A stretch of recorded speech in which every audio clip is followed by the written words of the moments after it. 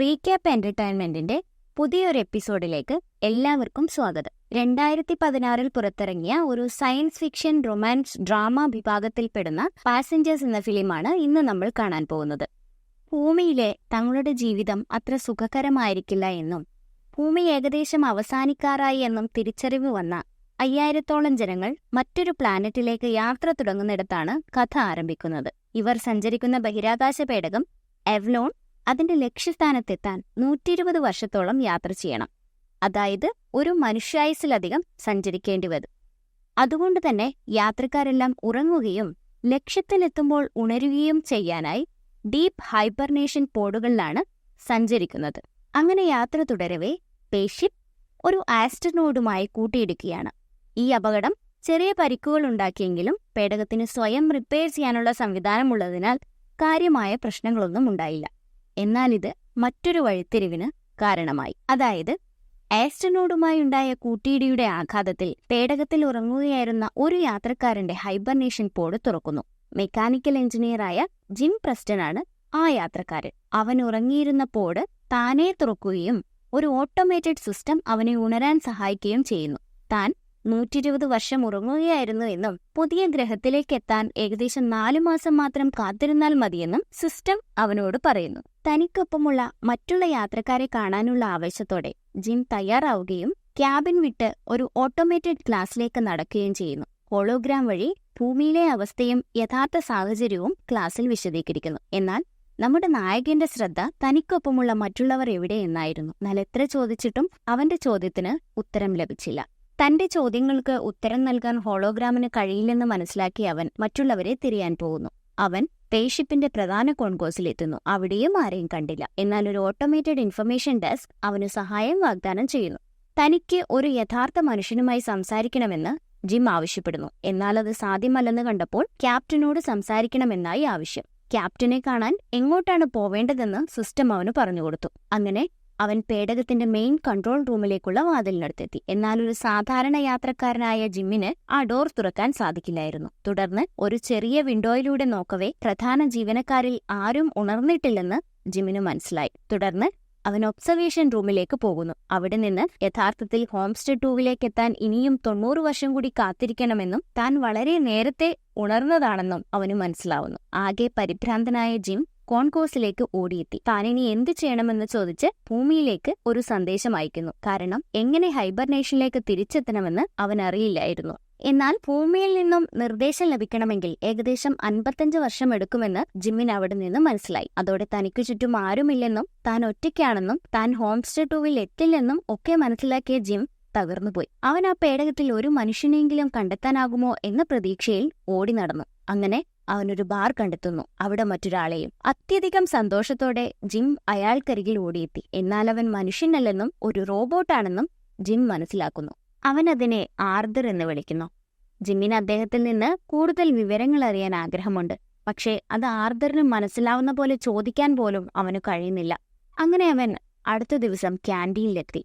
പക്ഷെ അവിടെ വെച്ച് പ്ലെയിൻ കോഫി മാത്രമാണ് ജിമ്മിന് ആക്സസ് ചെയ്യാൻ സാധിച്ചത്. മറ്റുള്ളവയൊക്കെ ഗോൾഡ് ക്ലാസ് യാത്രക്കാർക്ക് മാത്രമേ ലഭിക്കൂ എന്ന് അവന് മനസ്സിലായി. ശേഷം അവൻ തന്റെ ഹൈബർനേഷൻ പോഡ് റെഡിയാക്കാൻ ശ്രമിക്കുന്നു. സാധാരണ ഒരാൾ പോഡിനുള്ളിൽ കിടന്നാൽ അപ്പോൾ തന്നെ ഉറങ്ങേണ്ടതാണ്. എന്നാൽ ജിമ്മിന് ഉറങ്ങാൻ സാധിക്കുന്നില്ല. അങ്ങനെ അവൻ വീണ്ടും പുറത്തിറങ്ങുന്നു. അതേസമയം തന്നെ പേടകത്തിനു ചുറ്റും ചെറിയ ചെറിയ തകരാറുകൾ സംഭവിക്കുന്നുണ്ടായിരുന്നു. തുടർന്ന് ജിം മദ്യപിക്കാനായി ബാറിലേക്ക് മടങ്ങുന്നു. പക്ഷേ ആർദറുമായി സംസാരിക്കുക എന്നതാണ് അവന്റെ പ്രധാന ഉദ്ദേശം. ഗോൾഡ് ഗ്ലാസ് മുറികളിലൊന്നിൽ കയറി കഴിയാവുന്നതൊക്കെ ആസ്വദിക്കാൻ ആർദർ ജിമ്മിനെ ഉപദേശിക്കുന്നു. ജിം എല്ലാ റെസ്റ്റോറന്റുകളും ഗെയിമുകളും മറ്റും പരീക്ഷിക്കുന്നു. എന്നാൽ കാലം കഴിയുന്തോറും അവിടെ തനിച്ചായിരിക്കുന്നതിൽ ജിമ്മിന് പരിഭ്രാന്തി കൂടിക്കൂടി വരികയാണ്. ഒരു ദിവസം അവൻ മദ്യപിച്ച് ഹൈബർനേഷൻ പോഡുകൾക്കു ചുറ്റും അലഞ്ഞു തിരിയവേ മറ്റൊരു റൂമിലേക്ക് എത്തിപ്പെട്ടു.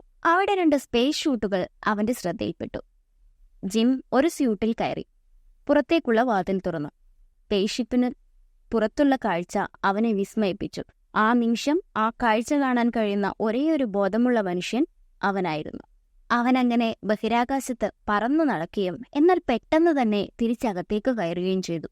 കൂടെ ഒരാളില്ലാത്ത അവസ്ഥ അവനെ വല്ലാതെ ബാധിച്ചിരുന്നു. തുടർന്ന് അവൻ ആത്മഹത്യ ചെയ്യാനായി പുറത്തേക്കു ചാടാൻ തയ്യാറെടുക്കുകയാണ്. സ്പേസ് സൂട്ട് ധരിക്കാതെ പേടകത്തിന്റെ വാതിൽ തുറക്കാനായി അവൻ ലിവർ വലിക്കുന്നു. എല്ലാം അവസാനിപ്പിക്കാൻ തയ്യാറാണ്. പക്ഷേ ഭയം സമ്മതിക്കുന്നില്ല. അവസാന നിമിഷം മനസ്സുമാറി അവൻ അകത്തേക്ക് ഓടി. അകത്തേക്ക് വേഗത്തിൽ ഓടുന്നതിനിടയിൽ അവൻ കാലുതെറ്റി മറ്റൊരു റൂമിലേക്ക് വീഴുന്നു. അവിടെ മറ്റൊരു ഹൈബർനേഷൻ പോഡിൽ ഉറങ്ങുന്ന നായിക അറോറയെ അവൻ കാണുന്നു. തുടർന്ന് അവൻ ഡയറക്ടറിയിൽ അവളെക്കുറിച്ച് തിരഞ്ഞു. യാത്രയ്ക്ക് മുമ്പ് തയ്യാറാക്കിയ അഭിമുഖം കേട്ടു. അങ്ങനെ ജിമ്മിന് അവളോട് പ്രണയം തോന്നുന്നു. ബാറിൽ തിരിച്ചെത്തിയ അവൻ ആർദറിനോട് അവളെക്കുറിച്ച് സംസാരിക്കുന്നു. അങ്ങനെ ആദ്യമായി തന്റെ ഇപ്പോഴത്തെ അവസ്ഥയിൽ അവൻ സന്തോഷവാനാകുന്നു. പിന്നീട് അവളെ എങ്ങനെ ഉണർത്താം എന്നതായി അവന്റെ ചിന്ത. എന്നാലത് അങ്ങേയറ്റം അപകടകരമാണ്. അവനെപ്പോലെ അവളും ലക്ഷ്യത്തിലെത്താതെ മരിക്കേണ്ടി വരും. അതിനാൽ അവൻ ആദ്യം ആ ചിന്ത ഉപേക്ഷിച്ചു. പക്ഷെ അവളെ വിട്ടുകളയാനോ അവന് സാധിക്കുമായിരുന്നില്ല. അങ്ങനെ തന്റെ നായികയെ ഉണർത്താൻ തന്നെ ജിം തീരുമാനിച്ചു. അങ്ങനെ അവളുടെ ഹൈബർനേഷൻ പോഡും ജിം തകരാറിലാക്കി. അങ്ങനെ അവൾ ഉണരുകയും ജിം കടന്നുപോയ എല്ലാ വഴികളിലൂടെയും അവളും കടന്നു പോവുകയും ചെയ്തു. അല്പം കഴിഞ്ഞ് അവളെ അഭിമുഖീകരിക്കാമെന്ന ധാരണയിൽ ജിം ഒഴിഞ്ഞു മാറി നിന്നു. പിന്നീട് ഇരുവരും കണ്ടുമുട്ടി. 1 വർഷം മുമ്പ് അവൻ ആശയക്കുഴപ്പത്തിലായതുപോലെ അവളും കോൺകോഴ്സിൽ ഇരിക്കുന്നത് അവൻ കണ്ടു. തങ്ങൾ മാത്രമാണ് ഉണർന്നിരിക്കുന്നത് ജിം അവളോട് പറഞ്ഞു. ശേഷം അവളെ ഒബ്സർവേഷൻ റൂമിലേക്ക് കൊണ്ടുപോയി. തനിക്ക് സ്പേസ്ഷിപ്പിലെ ജീവനക്കാരുമായോ പ്രധാന കമാൻഡുകളുമായോ ബന്ധപ്പെടാൻ കഴിയില്ലെന്ന് ജിം അവളെ അറിയിക്കുന്നു. അറോറ അത്യധികം പരിഭ്രാന്തിയാവുകയും അവളുടെ പോഡിലേക്ക് മടങ്ങാൻ ആഗ്രഹിക്കുകയും ചെയ്യുന്നു. എന്നാൽ ഹൈബർനേഷൻ പോഡ് റിപ്പയർ ചെയ്യാനുള്ള ഒരു ഉപകരണവും തങ്ങളുടെ കയ്യിലില്ലെന്നും യഥാർത്ഥത്തിൽ തങ്ങളിവിടെ കുടുങ്ങിക്കിടക്കുകയാണെന്നും ജിം അവളെ പറഞ്ഞു മനസ്സിലാക്കുന്നു. തുടർന്ന് ബാറിലേക്ക് നടന്നു. താനാണ് അവളെ ഉണർത്തിയതെന്ന സത്യം ഒരിക്കലും അറോറ അറിയരുതെന്ന് ജിം ആർദറിനോട് പറഞ്ഞു. അടുത്ത ദിവസം ഇരുവരും ചേർന്ന് ബ്രേക്ക്ഫാസ്റ്റ് കഴിക്കവേ 1 വർഷത്തിലേറെയായി ജിം ഒരേ ബ്രേക്ക്ഫാസ്റ്റാണ് കഴിക്കുന്നതെന്ന് അറോറ മനസ്സിലാക്കി. തുടർന്ന് അവന് ഗോൾഡ് ക്ലാസ് മെനുകളിലൊന്ന് എടുത്തു നൽകി. ജിമ്മിനെ പോലെ ഹൈബർനേഷൻ പോഡുകൾ റിപ്പയർ ചെയ്യാനുള്ള ലക്ഷ്യം ഉപേക്ഷിക്കാൻ അറോറ തയ്യാറായിരുന്നില്ല. അവൾ തനിക്ക് കഴിയാവുന്ന പോലെ എല്ലാ വഴികളും പരീക്ഷിച്ചു. അതേസമയം പേടകത്തിൽ കൂടുതൽ തകരാറുകൾ വരുന്നതായി കാണാൻ സാധിക്കും. അറോറ തന്റെ പുതിയ ജീവിതത്തിന്റെ ഓരോ പോയിന്റും എഴുതി സൂക്ഷിക്കുന്നുണ്ടായിരുന്നു. അതുപോലെ എന്തുകൊണ്ടാണ് ജിം മറ്റൊരു ഗ്രഹത്തിലേക്ക് കുടിയേറാൻ തീരുമാനിച്ചതെന്നറിയാൻ അവൾക്ക് ആഗ്രഹം തോന്നി. മറ്റു യാത്രക്കാരിൽ നിന്നും വ്യത്യസ്തമായി അറോറയ്ക്ക് ഒരു റൗണ്ട് ട്രിപ്പ് ടിക്കറ്റുണ്ട്. അങ്ങനെ യാത്ര ചെയ്ത ആദ്യത്തെ പത്രപ്രവർത്തകയാവുക, എക്കാലത്തെയും മികച്ച കഥ എഴുതുക എന്നതായിരുന്നു അവളുടെ ലക്ഷ്യം. അവരങ്ങനെ നല്ല സുഹൃത്തുക്കളായി മാറുകയാണ്. ജിം അവളെ നൃത്തം ചെയ്യാനും സിനിമ കാണാനും ബാസ്കറ്റ്ബോൾ കളിക്കാനും കൊണ്ടുപോകുന്നു. അവസാനം ബാറിലെത്തി ആർദറിനെയും പരിചയപ്പെടുത്തി.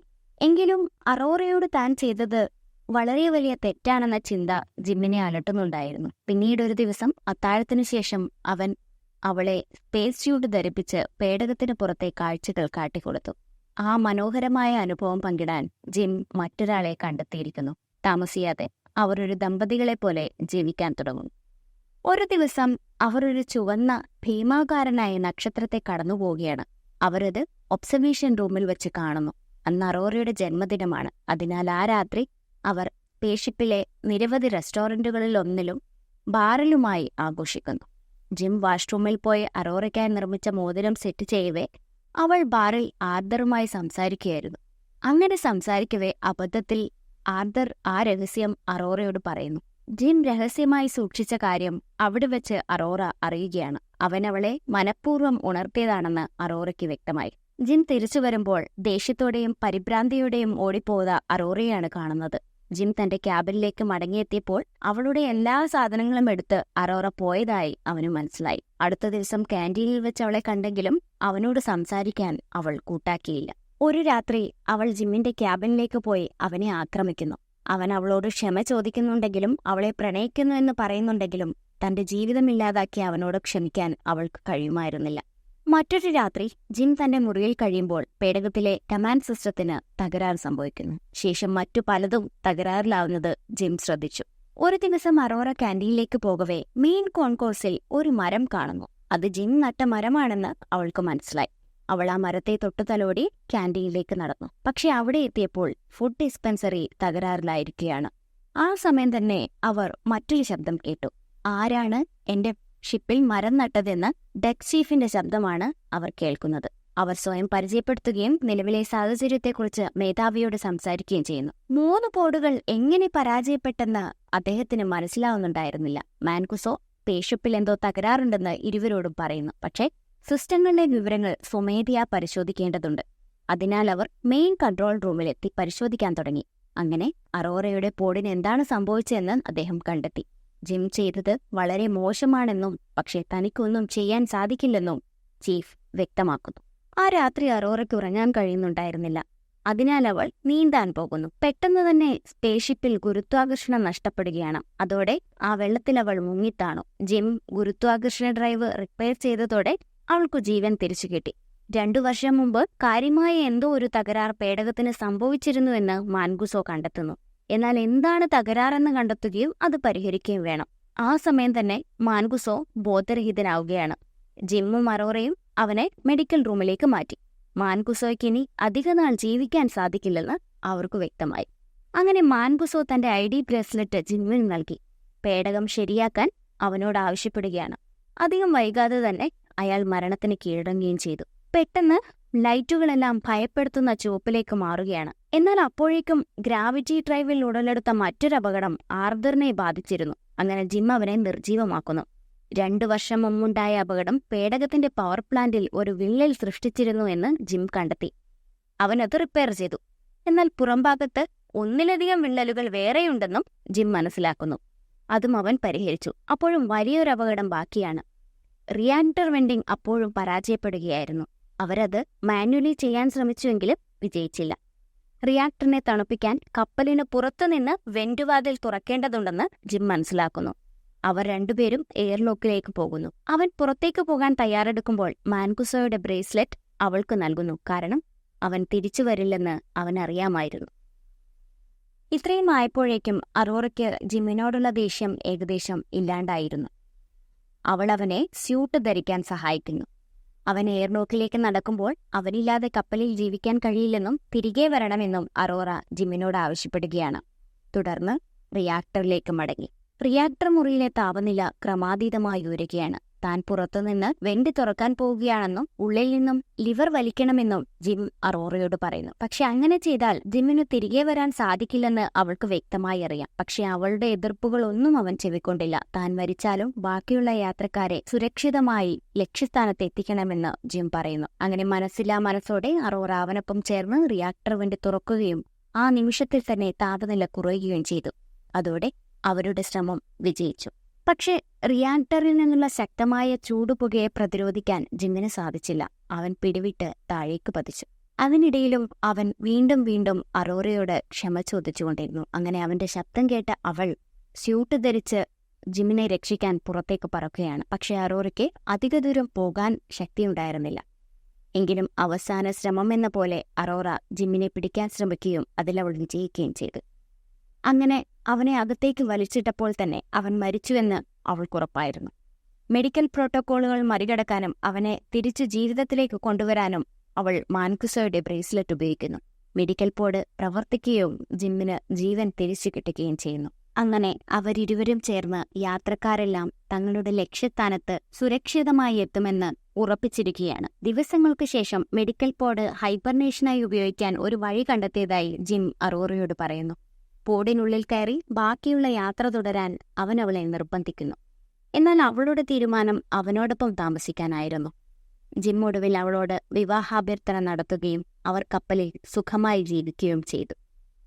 88 വർഷങ്ങൾക്ക് ശേഷം അബ്ഡോൺ ഹോംസ്റ്റേ 2-ൽ എത്തുകയാണ്.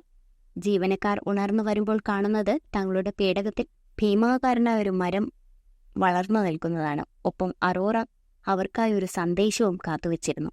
ബാക്കിയുള്ളവർ ഉറങ്ങിക്കിടക്കുമ്പോൾ താനും ജിമ്മും ആ പേടകത്തിൽ ജീവിച്ച മനോഹരമായ ജീവിതത്തിന്റെ കഥ. Thank you so much for watching this video. ഇതുപോലുള്ള വീഡിയോസ് വീണ്ടും കാണാൻ ചാനൽ സബ്സ്ക്രൈബ് ചെയ്യുക, ബെൽ ബട്ടൺ അമർത്തുക. ഇനി മറ്റൊരു വീഡിയോയുമായി അടുത്ത എപ്പിസോഡിൽ കാണാം.